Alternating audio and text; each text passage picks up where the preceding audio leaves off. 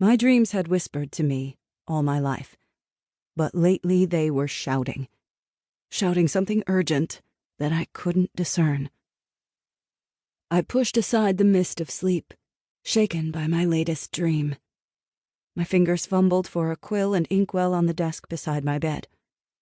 By the time I smoothed the paper and scribbled the first words, images were fading like morning frost on a window pane. Remember.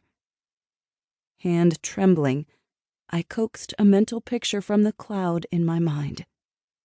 My handwriting quavered as I penned the words: crown, silver, ruby, thin circlet, shimmering.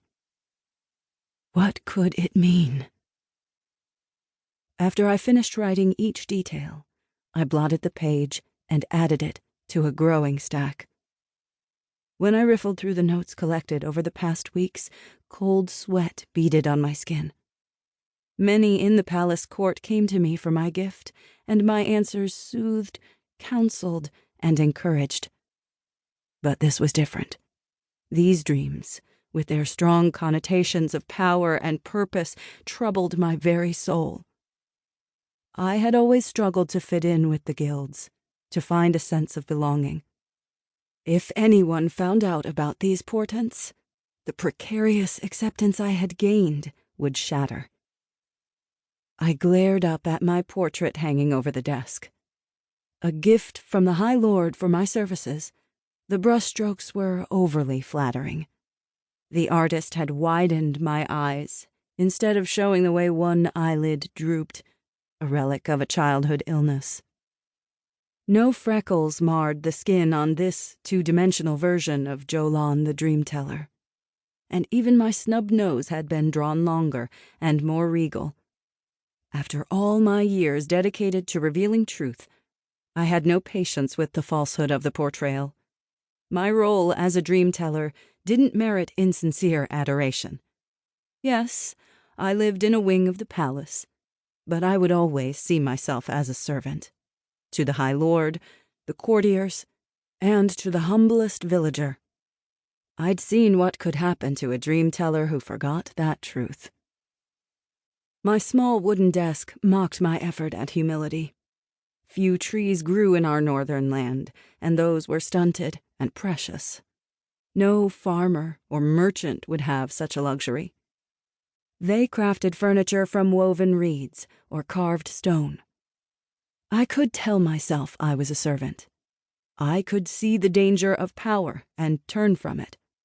Yet my comfortable chamber, the painting, and the wood furnishings all accused me. A timid knock sounded at the chamber door. "Enter," my voice croaked, heavy with sleep. The hinges creaked and wood groaned. Cool air wafted from the hallway, ushering in my apprentice, Beja.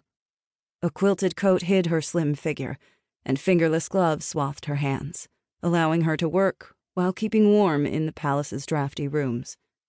She carried a large basket tied with a festive bow.